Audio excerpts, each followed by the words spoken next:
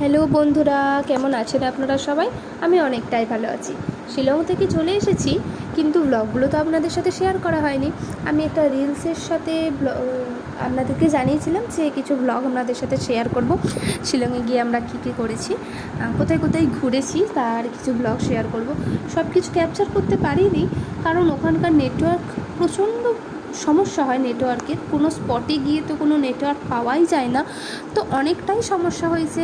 আমি কোনো রিলস করতে পারিনি।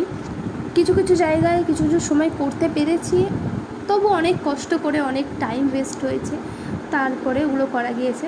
যাই হোক, আমি প্রথমেই ব্লগে যে জায়গাটা এখন আপনারা দেখছেন সেই জায়গার কথা একটু বলে নিই।